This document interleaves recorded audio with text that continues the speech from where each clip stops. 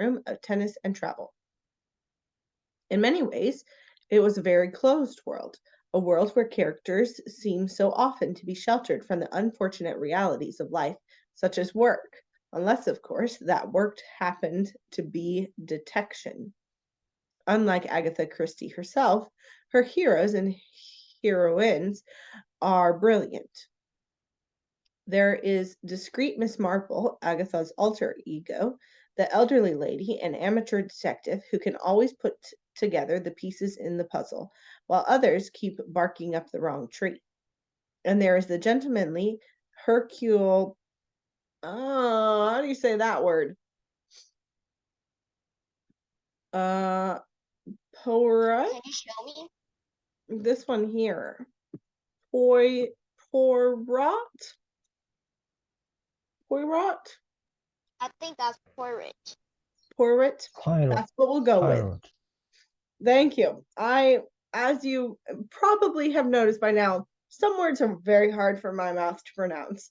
So, Poirot.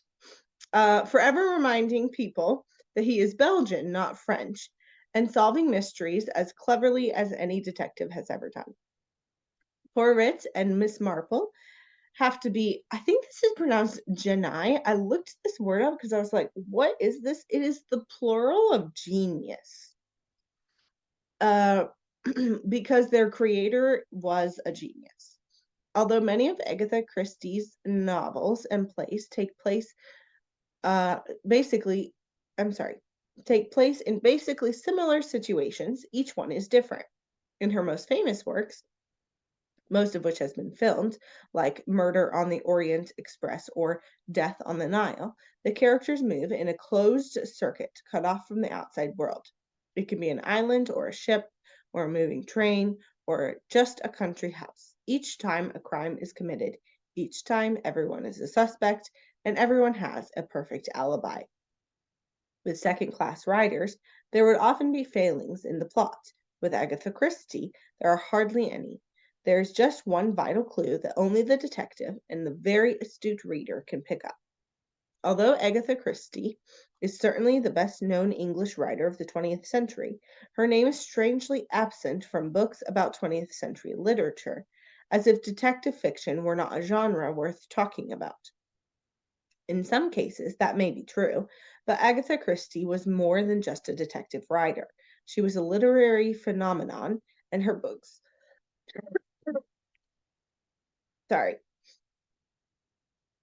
and plays give a panoramic view of the world in which she moved. Besides, Agatha Christie has had a huge influence on many other writers and dramatists across the world, and most modern crime writers admit their admiration for Agatha Christie. Ian Rankin, author of the very popular Inspector Rebus novels, said, "The thing about Agatha Christie is she has done it all. Christie was the beginning and the end of the crime novel." Shakespeare would be very jealous. None of his plays has ever run for as long as The Mousetrap. Indeed, no other play has ever run for anything like as long as this detective thriller by Agatha Christie. The play opened at the Ambassadors Theatre in London in 1952, and it has been running ever since. The 26,500th performance took place in May 2017, and in this time, the play has been seen by over 10 million people. The actors, of course, have changed regularly. The play has even moved from theater to theater. But in spite of all that, the play just goes on and on. Indeed, it has become something of an institution, and many people wonder if it will not become as permanent a feature of London as the Houses of Parliament or the Tower. One thing is certain, the trap will continue to be set every night for a long time. Audiences will continue to sit in suspense to learn who done it. Tickets for the show are still selling well. Okay. Let's go ahead and look at these two paragraphs here. I'll reread it. Any questions you have about vocabulary or how you could use a word in a different context or the meaning of something, feel free to just ask. It says, although she died over 40 years ago, Agatha Christie is still, according to the Guinness Book of Records, the world's most successful writer of fiction. Agatha Christie has sold between 2 and 4 billion books, about as many as Shakespeare, and 4 times as many as the most successful writer of fiction, romance writer Barbara Cartland. To put things in perspective, J.K. Rowling, the creator of Harry Potter, has only sold about a quarter as many books as Agatha Christie. Agatha Christie's first novel, The Mysterious Affair at Styles, was published in 1920, and since then she has been a non-stop bestseller. Over a billion, yes, 1,000 million copies of her books have been sold in the English language alone, and a further billion have been sold in translation, with sales of her books still running at 5 million copies a year and actually increasing. The Grand Old Lady's record is getting further and further ahead of any competition all the time. Okay, any questions that you have here?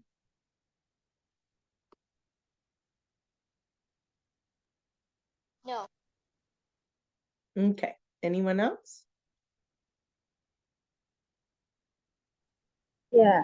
Hello. Happy Christmas month. Say it one more time. Hello. You're Hello. here? Yes, I can hear you better. Yeah. So what is my alter anger? Yeah. Yes. What is say it one more time. What is what? Yeah. Alter ego. I think second paragraph. Uh-huh. Yeah. Or ALT or EG or ego. Yeah. Alter ego. What is my alter ego? Ego? Yeah. Yeah. That was down here, right? Down here, right here. Yeah. Yes. Goodness. Alter ego means, I wonder if they have a definition on here. It doesn't look like it. I don't know why it's bolded. Here it is. Other person, that's a terrible definition. An alter ego is like when someone puts on a play or is an actor, or in this case is a book, and they kind of write about themselves as if they were a different person, right? Because we're all our own self, but we can imagine ourselves if we were someone else, right? Or if we had a different personality or a different job, or we're smarter than we were, or, all those things. And so that would be your alter ego. If you acted a certain way, or if you had a different personality or a different job, it's like your other person or the other side of yourself, or what you could be if you weren't yourself, if that makes any sense. It's like your imaginary self. It's your alter ego. Yeah. Thank you. Yeah, good question. Okay, were there any other questions in either of these two first paragraphs? Okay, we'll keep moving along. We'll see if there's any questions from these two paragraphs here. Sorry. Apart from the quality of her novels, one reason for Agatha Christie's lasting popularity is that she is, according to UNESCO. It's UNESCO. UNESCO. Thank you, dear. Yeah. The world's most translated fiction is that she is, according to UNESCO, the world's most translated fiction writer. No one is quite sure how many languages Agatha Christie's books have been translated into, but it is at least 103 and maybe quite a few more. Harry Potter novels are a long way behind, as they have only been translated into 68 languages according to their publisher. Agatha Christie was born on September 15th, 1890 in the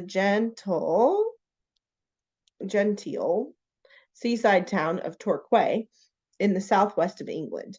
Although her father was American, Agatha Christie, born Agatha Miller, belonged from birth to that prosperous English upper middle class she portrayed in so many of her books and plays.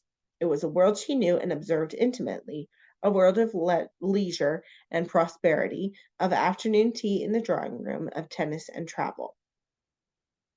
In many ways, it was a very closed world, a world where character seemed so often to be sheltered from the unfortunate realities of life, such as work, unless, of course, that work happened to be detection. Any questions here?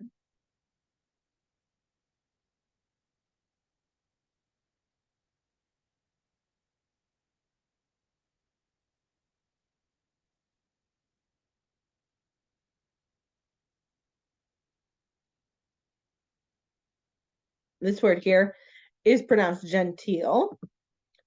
It just means be like polite, refined, respectable.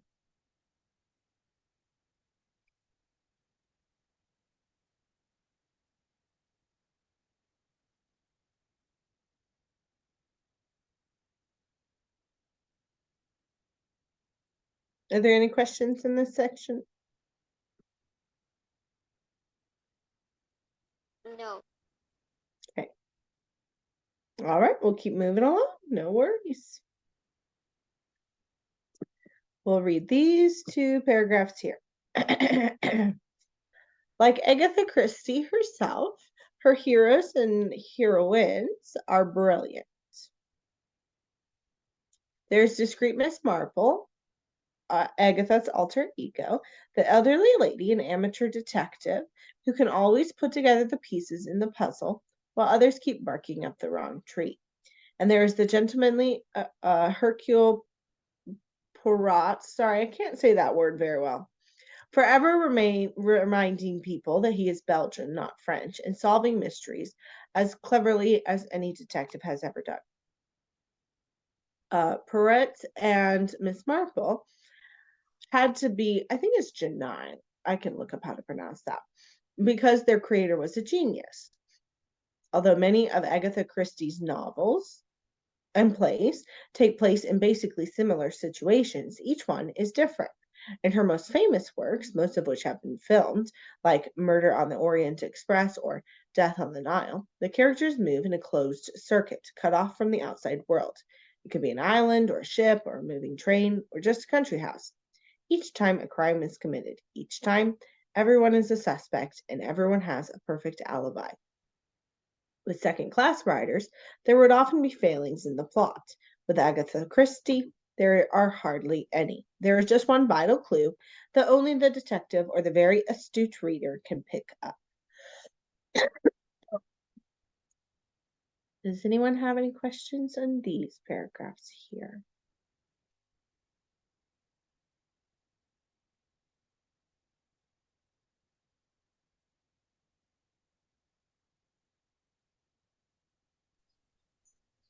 Discreet, teacher. Yeah, you're good. Sorry, I'm like still getting over my cold. They define discreet as quiet. Sort of quiet. It's more like discreet is like unassuming, like not being loud and dramatic and forcing your way into people's lives, but instead just kind of sticking to yourself and living your own life and just being gentle with others. That would be like the description of like being a discreet person. It's like kind of looking out for others and not being a burden to them. I was looking up how to pronounce this word here. It looks like you pronounce it like genii, which is a plural form of genius. I've never heard of that word before. Teacher, what is astute? Yes, good. Astute. Astute means to like be very smart, to pay attention very well and figure out things most people can't figure out because you've paid attention so well.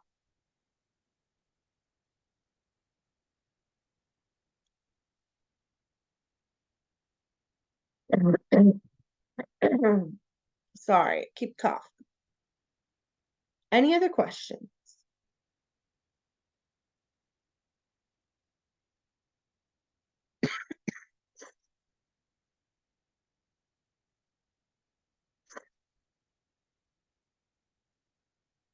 A closed circuit here in this context is referring to like the characters being stuck in one place, and so there's not input coming from other places in the story.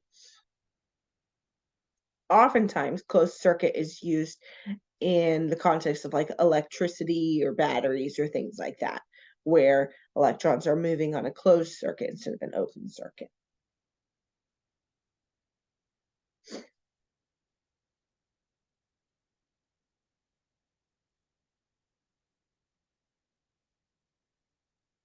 Okay, are we good here? Teacher, Yeah. junior, what is mean junior? Yeah, this one here. Yeah. Yeah. So it's saying that it's the plural of genius, which genius just Yeah. means like you're really, really smart. But Yeah. I had never seen that word before. It looks like it's a really, really old word, and most people consider it to be an incorrect way of spelling it. Yeah. My only assumption of the reason it's used here is perhaps if it's more like British English instead of American English. I'm not sure, but that's not really what this is saying. And it looks like you're supposed to pronounce it genius. Mhm. Typically, the plural Yeah. of genius should be geniuses. Yeah. Yeah. So the next one, shelter. Shelter. Shelter. People say shelter. Hi. How is house? Yeah. People Here. say, other people say, yeah, shelter. Other people say, shelter is mean house, house and home. So, but so I reply, the word shelter is the same is the INTP can use shelter in the house or in the roof over the roof. Over the roof use is shelter, and the cover in the house is cover use shelter, right? Yeah. Yeah. Yes, you're Yeah. correct. So one of Yeah. the definitions for a noun, shelter, is like having a roof over your head, right? A house, Yeah. some sort of covering. In this case, it's being used as a verb, but it has the same sort of image, right? If you're thinking pictures of like being sheltered, right? Being protected from like the weather or a storm or the sun. Yeah. But in this case, it's just saying that it's more figurative language, saying they're sheltered, they're protected from the unfortunate realities of life, meaning the difficult things in life, or maybe having to work a job you don't have to work, or not having enough money to pay for something, right? Like the hardships in life, they're being sheltered from that or protected by that. They don't have to deal with those problems in life. Yeah. Yeah. Oftentimes, when shelter is used as like a verb like that in more of a figurative sense, it's like that child is very sheltered. Like, at least in my world, people will talk about that. Like if a child has not been exposed to the difficulties in the world, and the world is still just a beautiful, wonderful place to them, then we say that child has been sheltered because they haven't been exposed to any of the hardships in life yet. Yeah, thank you. Yeah, good question. The English language, like there are so many meanings for like pretty much every word. It's crazy. And then the meanings change if it's like a noun or a verb or an adjective. Like it's very interesting.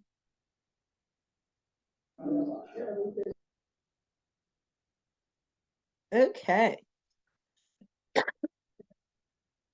we'll keep going down. We'll do these 2 paragraphs down here. Although Agatha Christie is certainly the best known English writer of the 20th century, her name is strangely absent from books about 20th century literature, as if detective fiction were not a genre worth talking about. In some cases, that may be true, but Agatha Christie was more than just a detective writer. She was a literary phenomenon, and her books and plays have given a panoramic view of the world in which she moved.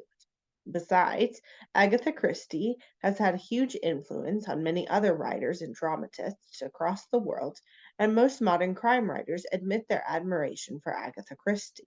Ian Rankin, author of the very popular Inspector Rebus novels, said the thing about Agatha Christie is she has done it all. Christie was the beginning and the end of the crime novel. All right, what questions do you have here?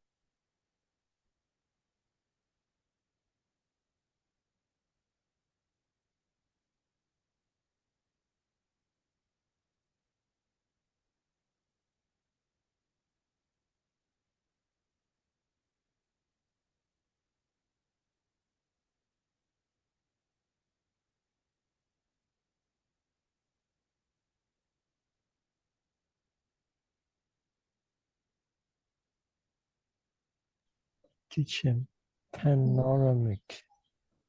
Yeah, good. Panoramic. Panoramic. Panoramic means like to give like a 360-degree like picture, or like a really broad picture. Like all the way across. So in this case, it's just trying to say that her books give this like very broad picture of the world, right? And like how the characters interact in that world. It's not just like a small fraction of society, or like one idea or one job type, or like, you know, one little piece of the world that we live in, but it's this really big broad picture of lots of different people and different jobs and different thoughts and feelings and beliefs that Agatha Christie would write about. So it's like panoramic, in that it's not just like one picture of like one little small thing. It's like this, you can see the whole city, not just like one little building, in a figurative type of way, right? Does that make any sense?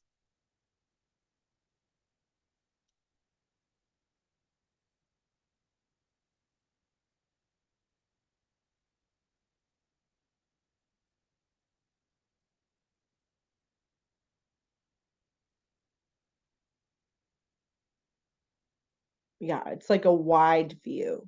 Like if you think literally of a picture, like a panoramic picture would be like the whole city versus like one little building. So then figuratively, it's like the wide view, or like the whole picture of how people interact in the world, instead of just like one person's thoughts. Any other questions? No, I have not. Okay, great. I noticed up here, does everyone know what barking up the wrong tree means? That's a great figurative language phrase. Me. You guys know that one? Okay. Barking up the wrong tree is great, like figurative language. It means like, get the picture of like a dog chasing a squirrel or something. That's like a common thing you might see in the US. But like a bigger animal chasing like a smaller animal, and the smaller animal like runs up a tree to get away from like the bigger animal. And then that bigger animal goes to the wrong tree, doesn't realize which tree the little animal ran up, goes to the wrong tree and starts barking its head off, right? Or like a dog would, to be able to like catch the little animal. And so that's like the picture it's painting in that figurative language of like, you're looking in the wrong spot. You're not going to find it there, and you're wasting your time. So you're trying to solve a problem, or you're trying to find something or find a clue or get answers and you're not asking the right person or you're not taking the correct steps and you're wasting your time with what you're currently doing. So that's what it means. That's a very common phrase, barking up the wrong tree. Okay, let's go ahead. We'll do our last 2 paragraphs down here. This is about a specific play, obviously, that she made called Mousetrap.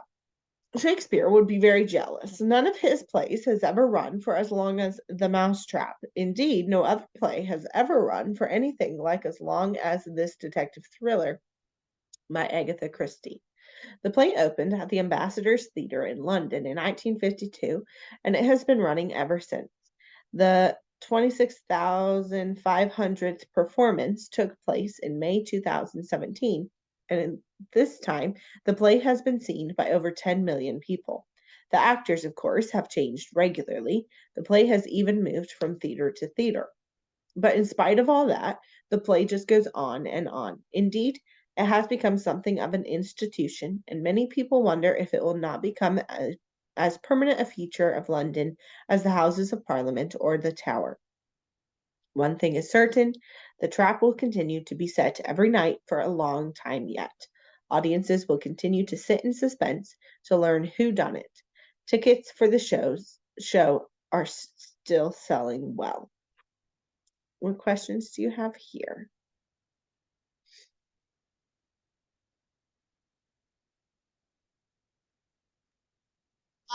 What is like Shakespeare?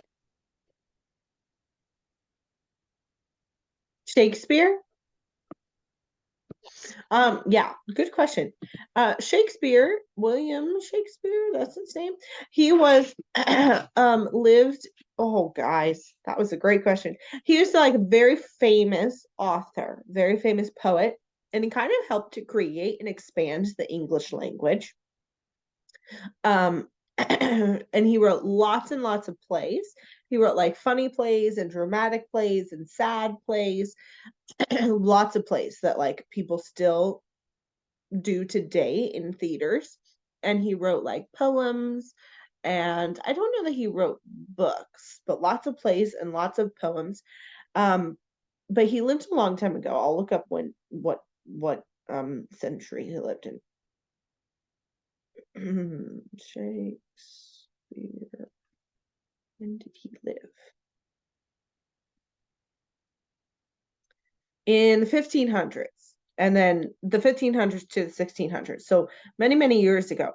And so his English that he used was like very old English that we don't use anymore, because language develops over time. And so people will still do his plays sometimes in the like original, old English that he used, and it just doesn't sound like ours anymore.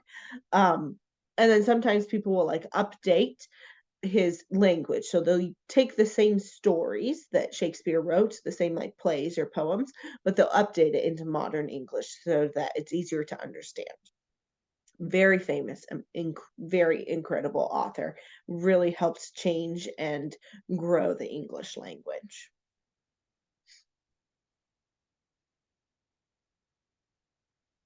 Yeah, good question. What else? Teacher, yeah. So yeah, 36,500 or letter TH or find at 36,500 TH. Yeah, Or do you mean great the numbers question. or times? Great question. So if you make it like smaller, like a smaller number, because this is like a huge number, you don't normally see that. If you just say like the 5th performance, right?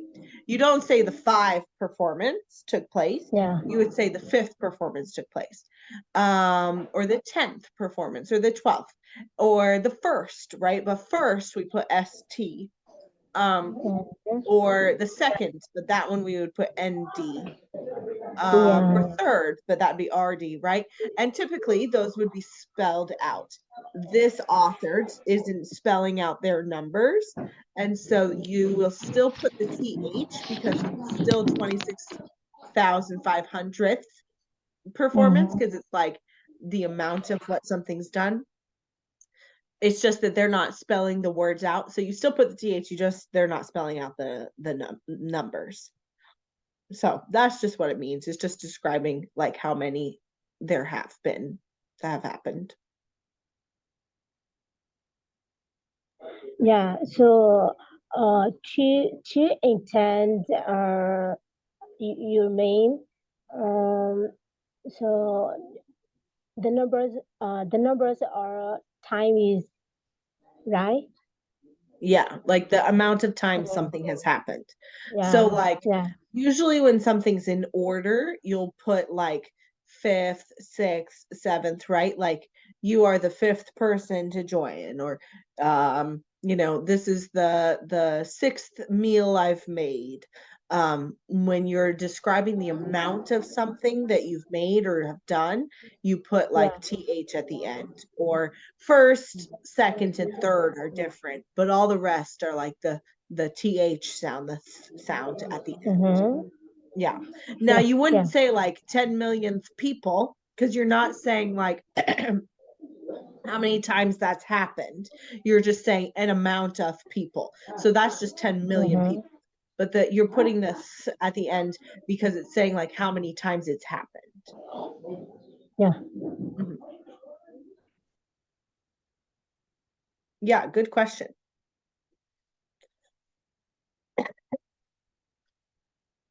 Notice who done it is not how you would typically spell who done it, like 3 words.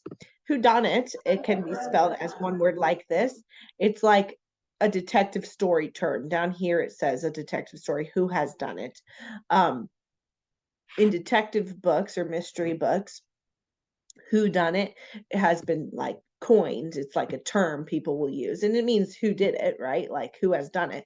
But they like squish it into one word, and that is specifically used for mystery books or movies or that kind of stuff. It's not used in like any other context except for like a mystery.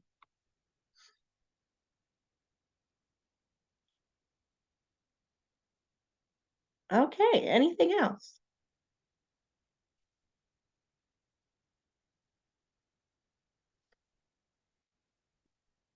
All right, I'll go ahead and stop sharing my screen here. Thank you for your questions. We had a small class today, but I'm glad that you guys were here. I enjoyed getting to spend time with you. I hope you